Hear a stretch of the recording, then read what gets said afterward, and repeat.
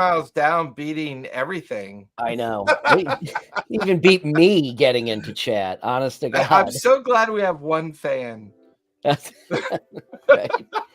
I always wanted to start. Well, we are growing. I've always wanted to start. I've wanted to have like a crew, like, you know, as it starts to roll, that old like 70s style talk show where Like it's WKRP. Right, you are, Alex, Or and even hello. or even like WKRP. Yeah. Where they all kind of like they're all working and then they turn to the camera. Yeah. Yeah, right you are. That's just my crew back there. Give them a hand, ladies and gentlemen. Anyway, welcome to Lawfully. Welcome to the show. We have a really good show. Lawfully Chaotic, episode 29 of season 2. Hey, when do we want to wrap up season 2? I feel like it's coming. I feel like it's coming for the holidays, right? Yeah, I thought we talked about that. I think we're going to wrap season 2 end of October. Around Thanksgiving? Yeah, or Thanksgiving, yeah. Yeah, around Thanksgiving. Yeah. Cool. But nonetheless, welcome to it tonight. Yeah.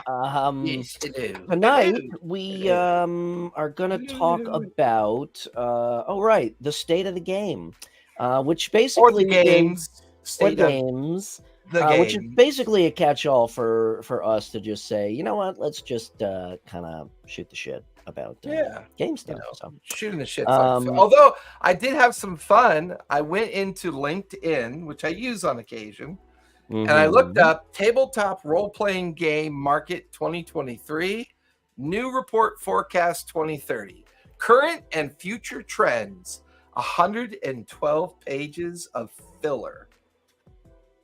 That's in a market perspective, bro. Like, and the list, like when they summarize their list, but they obviously make mention of other creators. The top of their bullet list is Pinnacle Entertainment. Could you think of anything that's Pinnacle Entertainment? It's Savage Worlds, bro. They also run casinos. Like, Pinnacle Entertainment owns the Savage Worlds RPG, but they also run Harrah's and casinos. I'm trying to think, like, what is Pinnacle? I know I've heard the name, but what the really? So when I was doing some research on Pinnacle, right, I was checking them out and found out a lot of fascinating stuff with them. But, then the next one down, was Bully Pulpit Games. Okay. And Bully Pulpit is famous for Fiasco. Pinnacle does Savage Worlds, Deadlands, Necessary Evil. They do a version of Pathfinder. Okay. Savage Pathfinder. Bully Pulpit is Cowboys with Big Hearts. Fiasco, which turns out Fiasco is like a very popular game right now that I didn't. It's like a card board game that people play. But third on their list is Wizards of the Coast. Okay. Right, and then fourth is Magpie Games. Okay. And Magpie Games, they do, I believe they're doing all the Avatar Legends stuff. I believe they're doing a couple other things. I wasn't aware of what they were doing, so it was a fun journey to go down and look at all the RPGs that they do. And then next on their list is Chaosium. Right. Okay. Who does Cthulhu. Right. And then, their sixth bullet point is Paizo. Wow. Now, I don't know if they did that list based on a market expectation of performance. I don't know. Right. That could just be a bullet of lists they put together, because after Paizo, it says, and more, so obviously there's a big bullet summary. These are financial projections? Yeah. Okay. Yeah, these are financial projections for market 2030. I wonder if that is just existing properties and speculating on how those audiences grow. It's so they base the numbers on age group, applications, and regions. So they talk about the ages of, below 18, 18 to 35, 36 to 49, above 50. They talk about retailers, direct to consumer via e-commerce sites. North America, Europe, Asia Pacific, Latin America, Middle East, Africa. So it's a very robust 112-page report on the CapEx and market growth over the next 7 years. Interesting. I barely scratched the surface of it. There's a lot there that reads like I know industry wise, gaming in particular, board gaming, and by an extension of board games, role-playing games, is supposed to jump to like from a low single-digit billion-dollar industry to a low to mid double-digit billion dollar industry by that time, which I think can very, very easily be evidenced by what we see on Kickstarter for board games. And I think also there's some good evidence to support that I think a gaming community kind of saved the idea of the D&D movie a little bit. Like the D&D movie was an okay, fun movie, but because the gaming community is so large, they made it a reasonably profitable, okay, fun, good movie. You know what I mean? It's like it did really, really well. It did a lot better on streaming than it did in the theaters. So overall, they made money making that movie. Whether or not they made enough money to do another one, I don't know. I don't know what the statistics or the calculation for that number is, but I think having a popular gaming community really helped out a lot. Now we've got a Warhammer movie, with Henry Cavill potentially coming. We've got Joe Manganiello's documentary about Gary Gygax and the rise and fall of TSR and D&D. We got that coming out, and it's an interest, like, and all the D&D influencers are talking about we're in the golden era of RPGs and being led at the forefront by D&D, to the point where it's directly competing pretty decently against the PC gaming and console gaming community, either competing in the sense that it's able to overlap with each other and have some successes, or people are like playing Starfield and going, oh, I wonder if Star Wars 5e RPG or TTRPG would be fun to try out. And they're overlapping their experiences because of how many choices there are. Out in the TTRPG community. I think that trend recently is due to COVID and people's need to be face to face, even if that means remotely face to face. But right. Like, it's one thing to play I don't play computer games anymore. I rarely even turn on my Xbox. I wish I could. I wish I could. It's just they're so time consuming. I just don't have the time to do it. That's a part of it, but also I don't know if the console's a little different. I still flip on the console, I always open up a good bottle of whiskey or mix myself up a good drink and turn on GTA 5 and have some fun with it. Yeah, but in terms of like, I haven't played anything on the computer since I stopped playing World of Warcraft in like 2012. I think that's a pretty common statement these days. Right. But that, I mean, that's just me. I'm not saying everybody's doing that, but I do think that, it is one thing to be sitting in front of a computer, even if it's massively multiplayer. But it's another thing to, like, you and I, we could just as easily be playing D&D right now, Right. So even though we're not in the same room together, we're still face to face. So was there an explanation of the jump? You talk about the jump in those figures, Colin? I think that's what he's referring to. Yeah, I think so. Yeah. We haven't delved. Jason hasn't delved deep enough into the report yet, so no. I was mostly scraping the report just to get a feel for where the business community was at with the idea of things, because when a soulless corporate structure.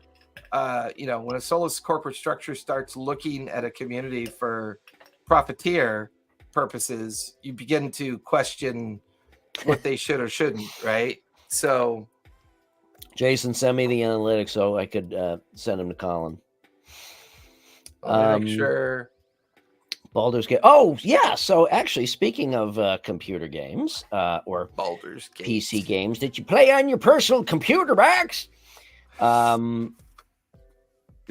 Baldur's Gate 3. Baldur's Gate 3 is now available on Steam for Mac. It is. However, I don't know. It's supposed to come out for the Xbox. And again, I think I'd rather play it on the console, but I don't know when the release date is for Xbox. So it's on PS5. It is on PS5. Did they release it on PS4 as well, or just PS5? Do you know, Kurt? I think just 5. No, that's 3 Miles, not Kurt.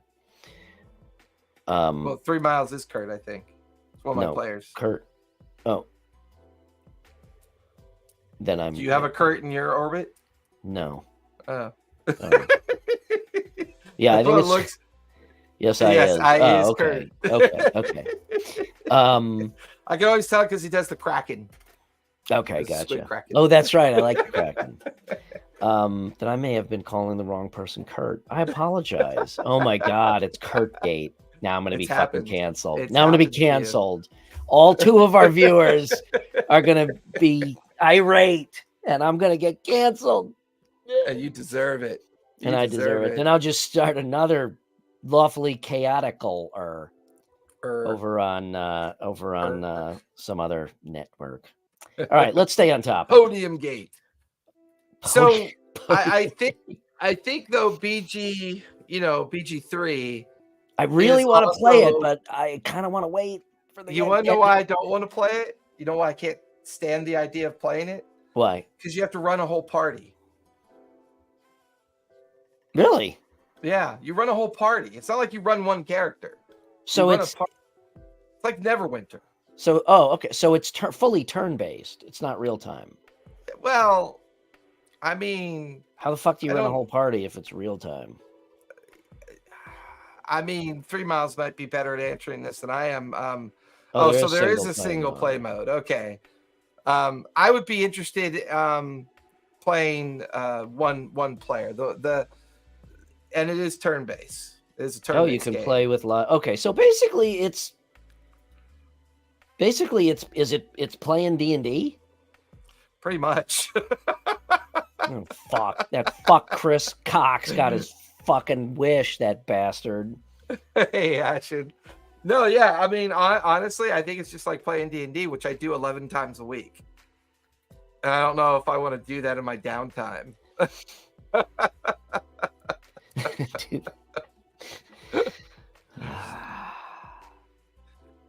All right, what else you got? Oh, let's awkward pause. Guess what I remembered? What's ding, that? Ding. Okay. First question is. Oh, good Lord! Here he goes. I forgot what they are, so I'm just going to say green. A chip of what material? I'm sorry. A chip of what mineral is the material component required to cast the spell Shatter? A chip of glass or something like that? Anyone else? We got glass. Or like, I don't remember. No Googling. They're all Googling. Anyone? 5, 4, 3, 2, 1. The answer is mica. Mica. Okay, we'll do another one. Chippo dis dick. Chippo dis dick. Hey man, this is a family show, man. Keep it clean. Yeah, don't be so fucking rude. Yeah. All right. Yellow. In which landmark issue of Dragon magazine was the first Gord the Rogue story by Gary Gygax published? And I've got like fucking 200 clue. copies of Dragon magazines over in my cubicle over there, and I couldn't tell you that. Number 100, the story At Moonset Black Cat Comes. No, not even close. Oh yeah, we're gonna talk about the WotC on D&D 1 in a minute here too, because all right, well, yeah, one more. Yeah, I was reading some interesting shit about what's going on there. One more question here. Let's do purple. What? Hey, you should have checked out. No, not you. See, this is why we need a producer. I can't do two things at once. Pictionary got that. Okay. Okay, purple. What plane of existence is a realm of perpetual twilight that parallels the material plane, inhabited by both sylvan and malevolent creatures? That's the Feywild. Come on, man. You gotta get harder than that. It is the Feywild, also called the Plane of Fairies. Are they allowed to call that still? Is that okay to say? I don't know. I will post about it on X/Twitter and make sure that somebody understands how upset I am about it. Calista gets mad at me because I when I tell her I'm posting on Twitter, I go, yeah, I'm posting on Pornhub. She goes, what do you mean? It's Pornhub now. Didn't you know? See the X? That's the Pornhub vernacular. No, it's only one X. That's just adult friend finder. It's so funny to listen to like social commentators stumble over X, formerly known as Twitter. They have to like say the words like 3 or 4 times, and it's like I just say I just call it the platform formerly known as Twitter. And every time you get it wrong, a little Elon in the 7th level of hell gets his pitchfork. That reminds me also. Now we're getting off topic. This reminds me also. Hold that thought, 3 miles. Is it still tweeting? I got a huge. Okay, first rant of the night coming up, brothers and sisters. What was I going to say first about? What were we talking about? I was talking about evil Elon. That's right. Oh fuck! God damn! I just lost a train of thought because I got so excited about the second train of thought. The platform formerly known as Twitter. Never mind. It couldn't have been that important. Okay. Is it still tweeting? This guy achieved and broke one of the Oscar of the branding world. Did he? Yeah. Was it really the Oscar of the branding world? No. The Oscar in branding, the highest. You mean you just the brand idea in general? Yes. If you can make a brand become a household name, become a noun or a verb, or a generic term like Coca-Cola, Kleenex, Q-tip, and he had that with Twitter. And that question, is it still called tweeting? Because now tweet is a verb that we use all the time. So what the fuck possessed him to get your Twitter, get rid of that cachet and change the name? Get on your Twitter, or we're gonna have to Google where a Starbucks is. Yeah, it's like 3 brands in a row that just no. That's my point. If you achieve that with the brand, Starbucks, you don't get on your Twitter and Google us a location, right? Yeah. That idea of multi-brand. You never ever change your name. Could you imagine Nike changing their name? Who's Nike? Or even Apple, and neither of those are household names. Could you imagine Coca-Cola changing its name? Who's Coca-Cola? No. Can we stick with relevant products? I mean, I'm not even sure what these things do anymore. Could you imagine Middle Earth role-playing game changing its name? No, that's heresy. How dare you? All right. Anyway, way off topic. Okay. New counterspell rules. So basically, the counterspell now forces basically a con save. If I am to understand it correctly. So before we jump into that idea of the counterspell rule, I'm gonna go to the source, go to Unearthed Arcana. So yeah, read it exactly. I don't recall the before I read it, to be clear, they dropped Player's Handbook 5, 6, and 7. Wait. And they opened up Player's Handbook playtest. It's open until October 5th for feedback. Oh, not Player's Handbook. You meant playtest, like No. It's called Player's Handbook Playtest 5, Player's Handbook Playtest 6, Player's Handbook. Oh, yeah, it's a playtest chunk. Yeah, okay. So look at the amount of time they've consumed just on the player's handbook. Like my mind is blown at the continued mantra of discounting the importance of the GM. We're so important, they delivered a 15-year-old map system that we've already been using with other services, and they called it Alpha. But my friend, you as a DM are only 1/6 of the population of the audience. You're realizing. And money matters, on average, not people. So people no, you don't matter. In fact, why don't you go fuck off, and everything will become digitally, artificially intelligent, my friend. I hate WotC so much. They fucked up this game so bad. Kind of as much as I hate Games Workshop. They're just such a shit company. They don't have a creative soul left in them. They're so crap. Shackles, my good man, pay them. I know, right? Okay, so read the counterspell rules, because 3 Miles is itching to Yeah, I'm looking for it. I'm looking for it. I think it's under the spell summary section. I was amazed at the lack of creativity of what they added to the feats and descriptions, and a whole paragraph on how to push people. Okay, whatever. Counterspell. Casting time reaction, which you take when you see a creature within 60 feet of yourself, casting a spell with verbal, somatic, or material components. Range, and its component is still only speech. You attempt to interrupt a creature in the process of casting a spell. The creature must make a Constitution saving throw. On a failed save, the spell dissipates with no effect, and the action, bonus action, or reaction used to cast it is wasted.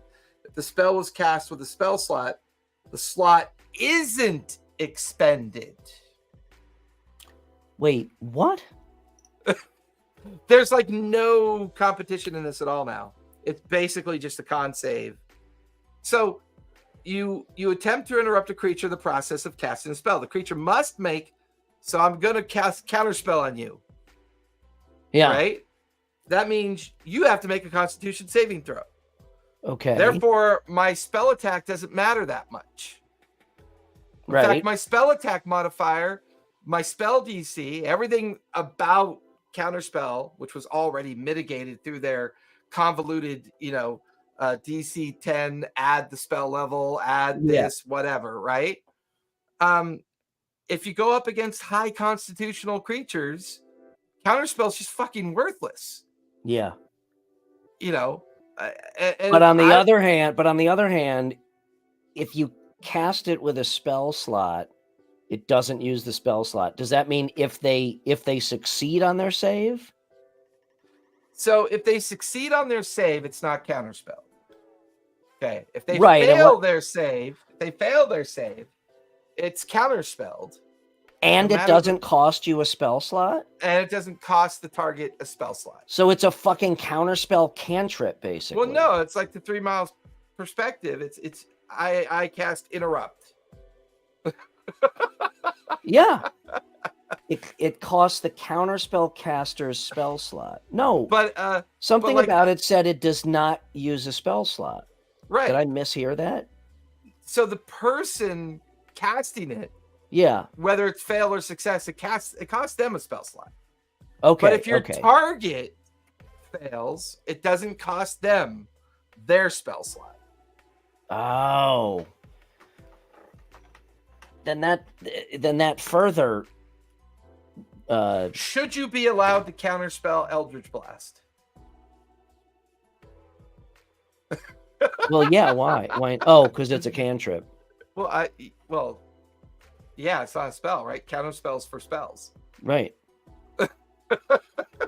That's actually interesting. It's just a drift into the nuance of their stupidity. It's like, but basically they've turned it into a counterspell cantrip, because if it doesn't cost a spell slot, it doesn't cost the target a spell slot. Shit, I keep going there. Yeah, the person casting, it's still costing them the spell slot. Okay. But so no, what they did is they neutered it even further, to your point. Right. So what used to be a direct like conflict between the level of spells being used against each other. I know. Became the DC 10 at the spell level. Yeah. You know, right? So if it's a 9th level spell, DC 10, it's a 19. You got to beat a 19, right? Yeah. So now they've made it where it's just a simple constitution save. Right. Yeah. It's one of the most popular mechanics in the game, and I'm surprised that they were so, you know. That's actually a really fucking awesome idea. Well, I mean, I would not use that new counter spell. So 3 miles now. I didn't fully read it before. Yeah. I agree. It's ridiculous and stupid, and I wouldn't use it in my game. Yeah, and I agree with Ash. And the save factor of it makes no sense narratively either. Like it's like a 9th level wizard, you know, like a 20th level. So wait a second. This amazing 9th level spell. So what happens to I counterspell your counterspell? So now the defender basically has 2 chances to make your spell fail. So Wizard 1 is casting a powerful spell. Right. Wizard 2 says the Bard, typical Bard behavior, right? Yeah. I cast counterspell. Okay. Wizard 1 has an acolyte who casts counterspell on the counterspell. Right. It still works. In fact, I think that's why they simplified it, because Wizard or Acolyte 1 is casting counterspell on the counterspell. The Bard has to make a save. If the Bard beats that save, his spell goes off, which means the Wizard either is going to beat or fail that con save. So it still works fine mechanically. Right. Is there anything that states timing wise? Can you make your save and then if you fail, say, "Oh, I counterspell," or do you have to state you are counterspelling before you roll that save? It's still the same counterspell rules. I mean, I understand it's the same counterspell rules, but then it's like you could say, "Well, I'm going to take my save first. Oops, I failed. I made it. Okay, great, I'm good. Oops, I failed. And now I counterspell." No. It's the only thing that interacts with that is legendary resistances, right? Legendary resistances are the only ones that allow you to say, "Oh, I failed, therefore I automatically save." I use a legendary resistance. No, you're in counter. But hold on, no, in counterspell, right? I'm trying to understand what you're asking. I'm not sure if I'm hearing it right. Well, I don't think I stated it correctly. So here, let me restate it. All right. So, okay, so right now, say I cast Fireball and you counterspell. Right. And then somebody counterspells the counterspell. Which someone is then free to counterspell. Yeah. So when that first person casts counterspell, to your point, being dependent on your power, okay, that you cast it at, and you're you know, and whatnot. I don't know. I have less of a chance of knowing what my chances are of, you know, will it work? But it's irrelevant because I'm gonna say, well, I really don't want the spell to happen. I'm gonna cast counterspell. Well, it's still synchronous order. Right. So but well, hold on. Now let me finish. So now, as that second wizard who's deciding whether or not to waste a counterspell, all I got to do is say, well, I'm going to take my save first and see if I make it, and then if I don't, you can't do that. That's what I'm asking. Yeah, DM table is going to let you do that because it's got to go in synchronous order. Okay. So once a wizard casts Fireball, a Bard casts Counterspell, and then another wizard casts Counterspell, that wizard's got to go first. That third one, right? Mm-hmm. He goes first, which means the Bard has to make a save. So the Bard makes their con save, which means their Counterspell goes off. Mm-hmm. But then the wizard makes his con save, which means the counterspell doesn't affect them. Right. So it's a chain reaction of saves, right, as opposed to direct challenges. Yeah, I get that. To like spell power. I get that. You're right. They just neutered it even more. Yeah. With what they did. Yeah. You know, and it's just, once again, it feels like they're simplifying rules to a younger audience to get them to play more often.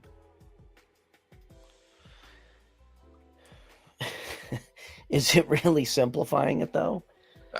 I mean, oh, so you don't have to do math of dividing in two. Okay, fine, fair point. Almost 3/4 of my players I hate math rocks. Yeah, I know. But they love the dice.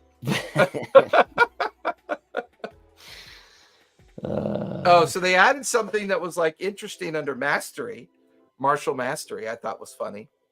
Okay. I thought that they were nicknames for people who were working on the game, because it says mastery: slow, nick, push, vex, cleave, graze, sap, topple.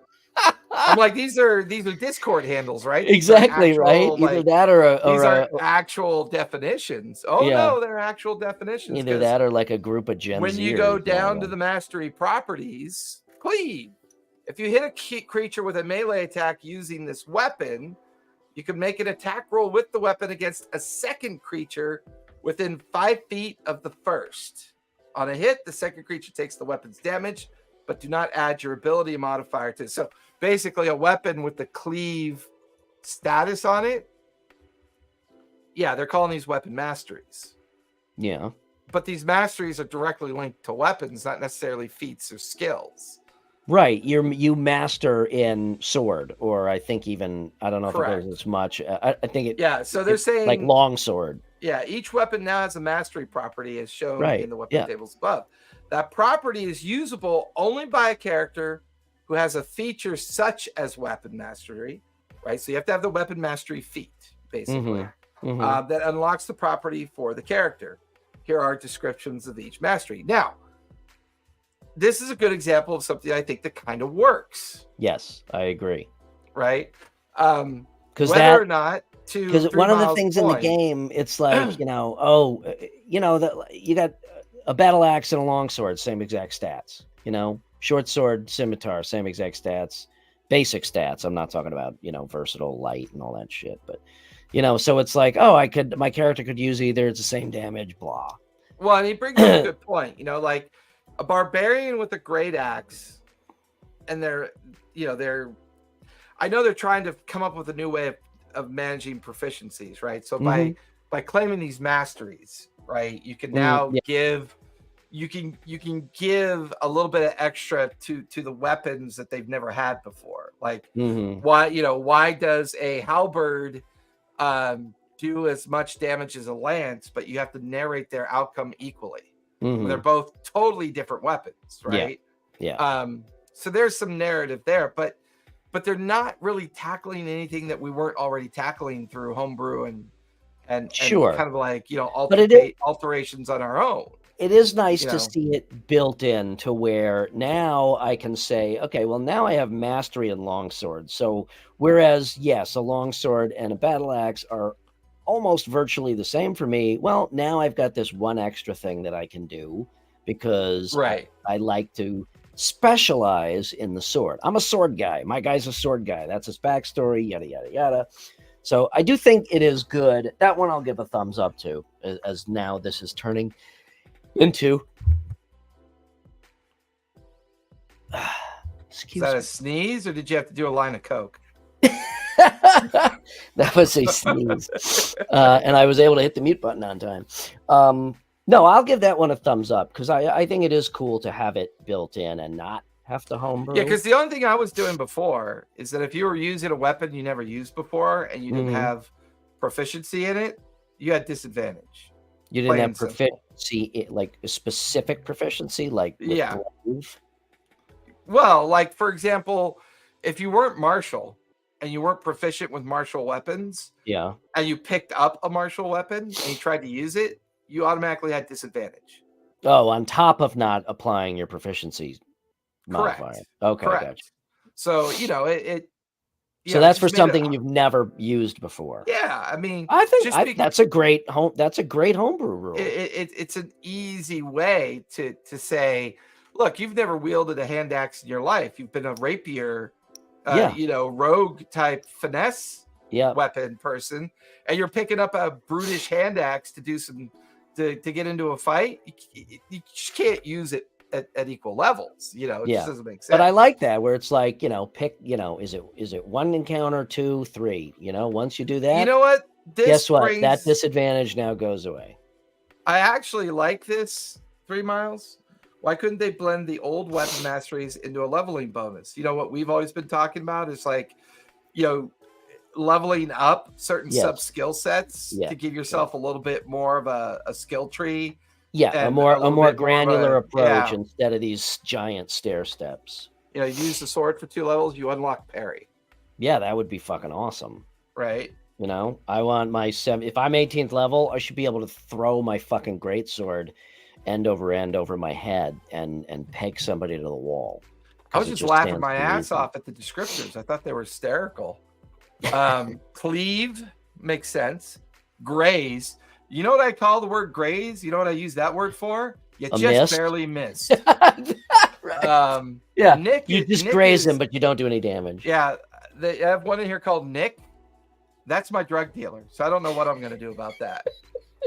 Push. That's what I do to my toddler down the stairs. Go get that. I push him down the stairs. I don't even know what sap means. Is that like to make sap is like, you know, when you sap someone, you try to knock them out. So you would be like, for a sword, for instance, probably taking the hilt to specifically knock somebody out in the head. If you hit a creature with this weapon, that creature has, so it's like stun. It's like they're writing it here like it's a stun effect, because if you hit a creature with this weapon, that creature has disadvantage on its next attack roll. So you're like kind of like giving them stars. Is that a whip? What weapon has stun? Well, or sap. So Morningstar has sap. Yeah. Warpick has sap. Yeah. Spear has sap. A spear? Oh, I guess if you come around and knock somebody in the just head. Like smack them upside the head, as opposed to, you know. No, actually, Warlock. On WoW, yeah. I mean, I played a whole bunch of shit, but my main tune was a Warlock. I love how they immortalized one of the critical role characters in here. One of the features is called Vex. If you hit a creature with this weapon and deal damage to the creature, you have advantage on your next attack roll against that creature before the end of your next turn. Is that a whip? I am so vexed. Is that a whip? You know. Throw me the idol. Let's throw the whip. Short sword. Quick. No time to work. If you take short sword mastery, and if you take, what are you doing? Like the with Vex, it's like you hit someone and you do damage, and suddenly you have advantage on your next attack roll. What the fuck? I mean, no, I'm telling you, it's like the with the knives, you know, and then. Like that scene from Dumb and Dumber with the karate where he's like, you know? Looks like they're trying to do the creature type thing again. Every creature in D&D, including every player character, has a special tag in the rules that identifies the type of creature it is. Why do we always have to label player characters are of the humanoid type. Here's a list of the game's creatures in alphabetical order. Aberration, Beast, Celestial, Construct, Dragon, Elemental, Fae, Fiend, Giant, Humanoid, Monstrosity, Ooze, Plant, and Undead. I guess they're trying to firm up the fact that Goblinoid. They left out. That's Goblinoid. humanoid. Yeah, that's humanoid. No, well, it should be its own. No, it's humanoid. That changed. Last time I checked, that changed some. Oh, I don't know. 30 years ago, when we decided that, you know, the vast amount of racism in AD&D 1 and 2 had to be dealt with, you old fart.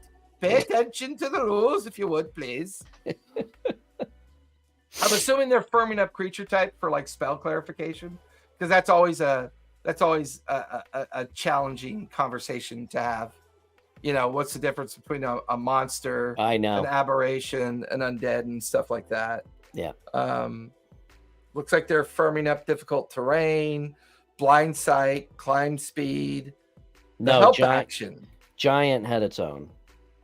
Yeah, Giant always had its own and always had its own language. But to that point, it could be considered humanoid. It looks like a human, just a big human. So then. Well, now you're why does mitigating giant have its own, but orcs and goblins and whatnot don't? Was that supposed to be Scandinavian? I think I just slipped into my. I didn't want to Thursday say night anything accent. because it hurts my ears when Jason does accents, and I didn't even want to go there because I don't know if I was trying one. that was I think I was. plane flying over Iceland and then England and then Scotland is what that was. And just like the time zone changed, so doth your accent. And it's Ahoy, horrible because the one place my brain goes to when I try to think of a Swedish accent is like the Elsa movies, the Eliza Frozen? movies or whatever. Frozen, yeah, because Frozen. When he goes and visits the general store owner, and he's just this big that's guy the caricature that of very high pitched Swedish voice. Won't you come in and warm your feet by the fire? Fire. What can I do to help you? You probably need something for your trip. Yeah, you look like you're going to go camping. For your frozen bum. Let me see your bum. Is it frozen? Yeah. Let me warm it up for you. See, real accents and Disney accents are two very different things. Well, of course they are. They're comic relief for a reason. Of course, yeah. So the help action, assist ability check, choose one of your skill or tool proficiencies and one ally who can perceive you. You give advantage to the next ability check that ally makes with the chosen skill or tool. Assist attack roll. You momentarily distract an enemy within 5 feet of you, giving advantage to the next attack roll by one of your allies against that enemy. Well, that fucking sucks for any class that had, or for like sneak attack. That just blows sneak attack out of the water. Because now anybody can get sneak attack, basically. Kind of, yeah. It kind of looks that way. It doesn't look that way, my friend. It is that way. The facts are right in front of you. You need data. You got data. You can't handle the data. We'll have to see what the feedback is. I think playtest 7 PDF is going to get really beat up. Rob Schneider accents are in a league of their own. Yeah, they really are. That man's incredible. Seriously, that just blew sneak attack out of the fucking water for a rogue. The main rogue. It does consume the other player's action, though. Still. And it does kind of solve one other problem that's always bothered me a little bit, and that is you're hiding in plain sight. Is that fair? Wait. Yeah, the hide in plain sight. I've always always found that weird. It's like I always appreciate what does that have to do with the sneak attack thing? Though? Well, it's just there's a formula for sneak attack, right? Yeah. You bonus action hide, and then you then take the attack action. Right. And if you're hiding, right, you get advantage on your strike. Right, because you're making your sneak attack, right? Okay, so I'm a little halfling alongside my barbarian who's fighting a bugbear. I bonus action hide, I attack action, with advantage. Well, you've already got advantage because you're flanking, right? So you get advantage on your second attack as well, right? So there's so many convoluted steps within the formula itself. Oh, see, I don't allow people to hide in plain sight in a situation like that. Well, is it really in plain sight when they can hide behind, their ally? Yeah, but the person saw you run back there. They know that you're back there. It's not like... Do they? Or are they distracted by the 9-foot-tall barbarian trying to cleave them?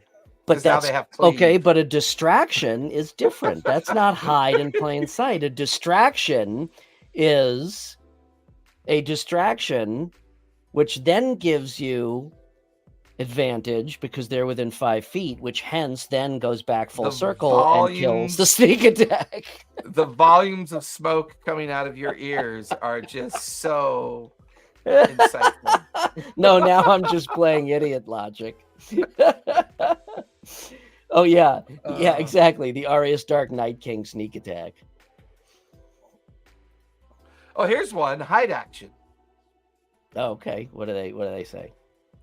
With the hide action, you try to conceal yourself. To do so stealthily, you must succeed on a DC 15 depth or stealth check while you're heavily obscured or behind 3/4 cover or total cover. And you must be out of any visible enemy's line of sight. If you can see a creature, you can discern whether it can see you. On a successful check, you have the invisible condition. Yeah. I don't know, man. It's like no, they're taking away a lot of what made I'm gonna call characters bullshit on that one. special on some of this. Yeah, that one I'm gonna call bullshit on. I like What the hell is this? I like how this is the show has now just become just making through fun of these. Watsy. Well, there goes all our sponsor dollars. Well, they now have a section called attitude. So a creature's attitude. You just pissed off our main sponsor. We just lost $12 billion for the next season. Go fuck themselves. So attitude. A creature's attitude determines how a character can influence that creature. Fuck you, man. Come on, you bitch. Fuck you. You're not gonna fucking hit me. You want to fight about it? You're a sissy. You couldn't hit the side of a barn with that bow, you bastard. Each DM-controlled creature has one of the following attitudes towards the player characters. They're paying people to come up with garbage like this. That's what I don't get. We'll take it from here, folks. Like they're paying people to write a section called attitude. What the? An orc that wants to rob you may be indifferent? Yeah. Yes. Please excuse my hideous visage. Friendly, hostile? My frightening visage is not meant to frighten you. Why? It's just born this way. But unfortunately, I will be robbing you this evening if you would kindly remove your valuables. Half a page on an already used narrative principle. I'm just like... Because, my good fellow, the narrative sometimes is wrong when it is imperfectly orchestrated by boobs such as yourself who call themselves dungeon masters. They have this new thing called magic action. When you take the magic action, you magic something. Okay, we really need sound effects. Listen to how because I so wanted to, the way you paused and said magic action, I wanted to hear. This is so poorly written. Okay, go ahead. When you take the magic action, you magic something by casting a spell that has a casting time of an action, or by using a feature or magic item that requires a magic action to be activated. Oh my god. They just rewrote the same fucking rule badly. What is the purpose of that?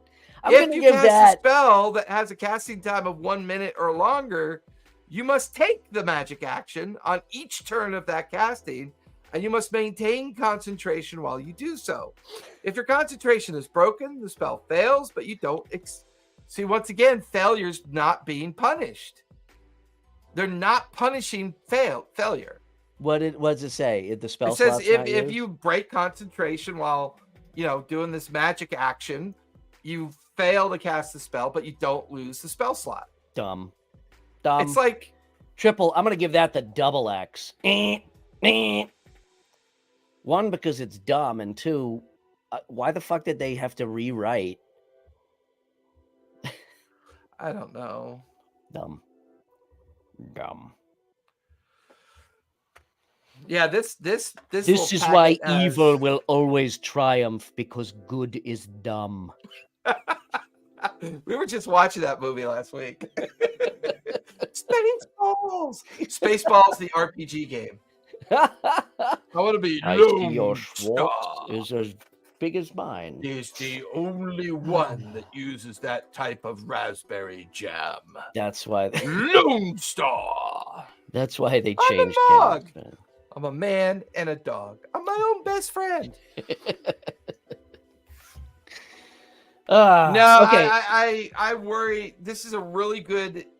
This is a really good indicator of how their creators up in the Eiffel Tower or the ivory tower of existence, are so out of tune, out of touch with everybody. It's just they're just writing filler. That's what kills me. They're writing filler so that when people bitch and moan about how horrible it is, they can say, "Oh, we listened, so we're gonna go with this instead." It's like you should already know that what you're writing is fucking garbage. Yep, it's garbage. You should already know that. You're garbage. You're a fucking professional creator. You're cabbage. You're cabbage. That's South Park. You're cabbage. Okay, Pink.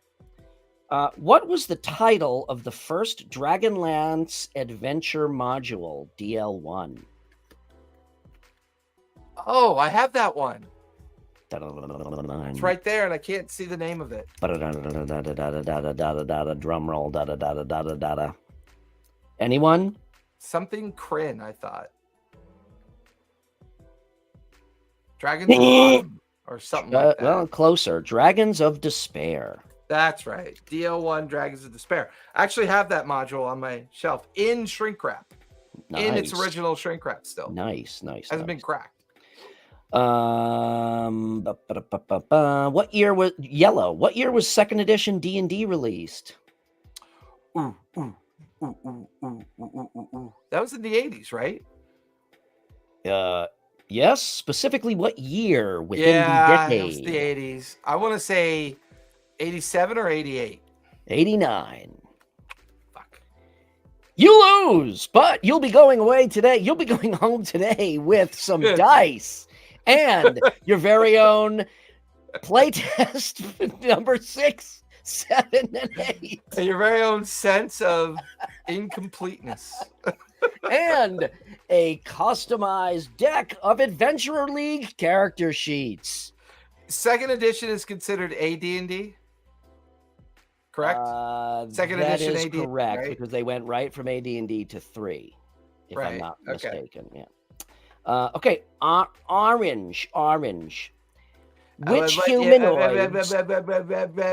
Orange. Orange. Orange on the compound. Which humanoids are the favorite prey of green dragons? Humanoids are the favorite prey of green dragons? I gotta say, it's gotta be lizard folk. No, stupid hobbits.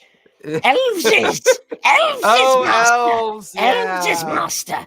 Green dragons is loves nice crunchy elves is. Why do they like elves so much? Because they're sweet and stringy.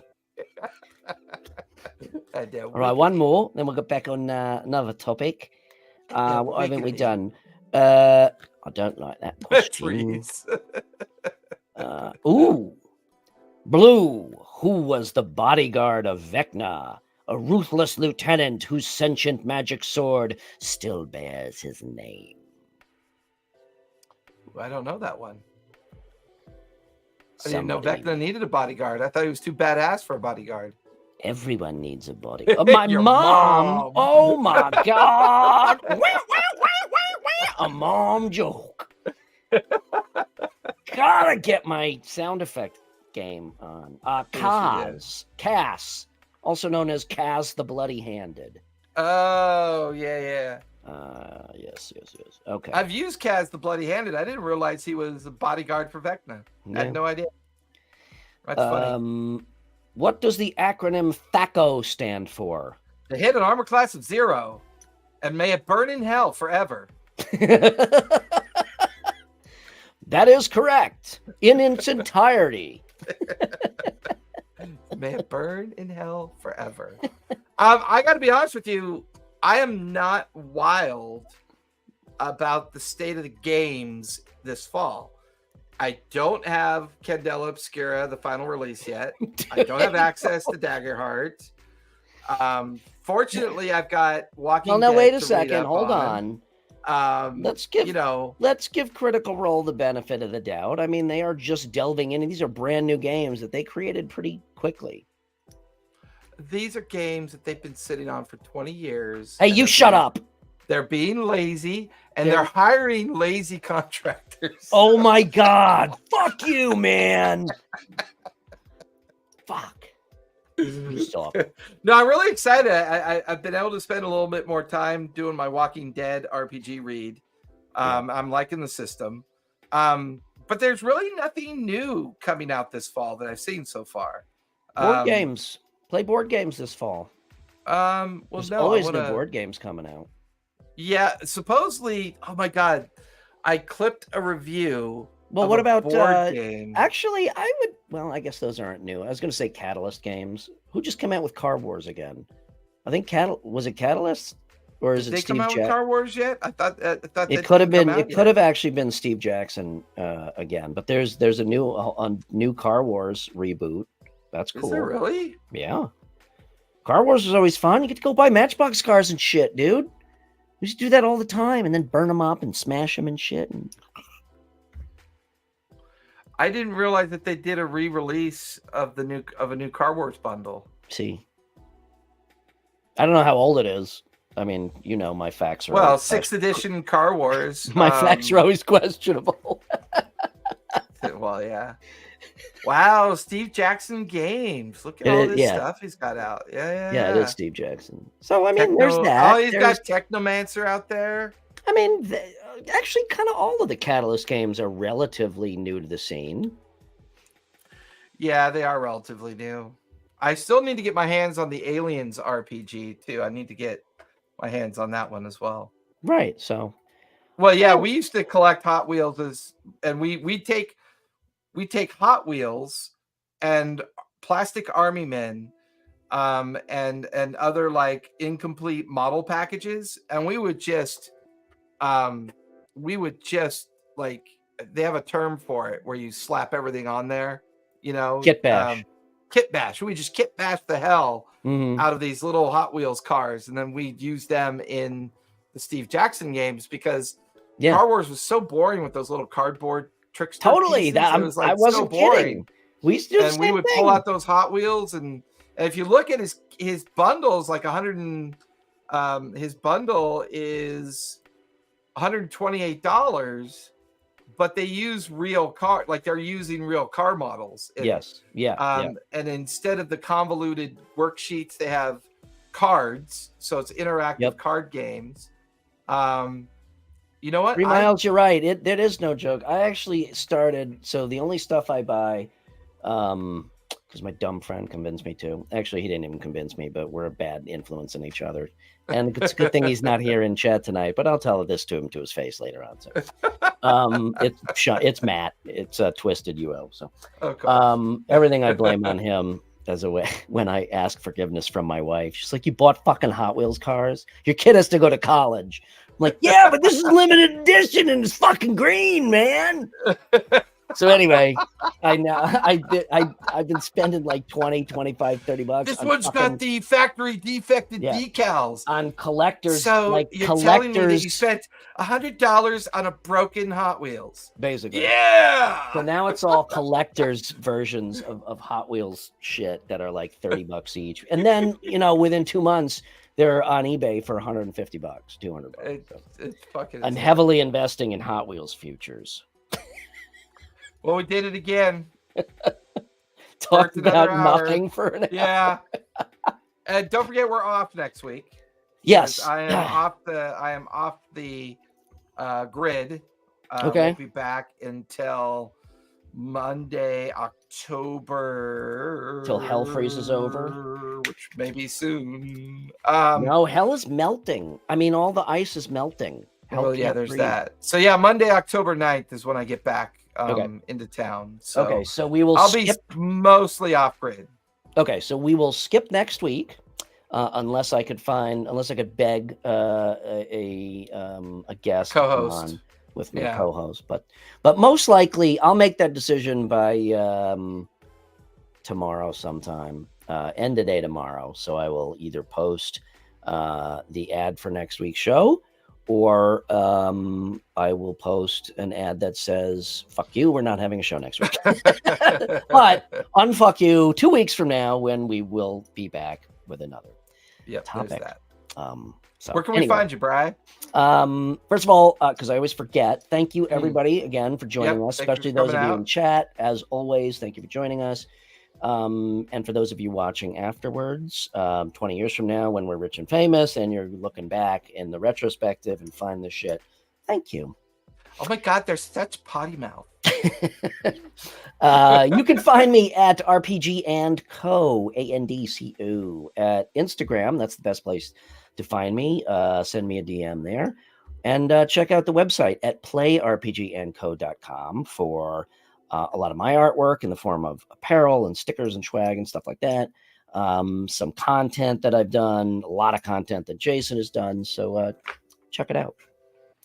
How about you? You can find me over at the Twitch universe just go to TTRPG Academy over at Twitch, go to the About Us and find all the subsequent links and everything. Come join our Discord. Pretty popular Discord. Got some stuff going on there. Other than that, that's what's going on. Cool. And PPK. Don't forget. Oh, I was going to start it this time so we can. Oh, you bastard! All right, you get started. No, that's okay. No, you go. I cut you off. No, you got it in. You won. Well, that's true. Tell a story. Play a game. And be kind. Be kind. Thank Good you night, all. everybody. Good night.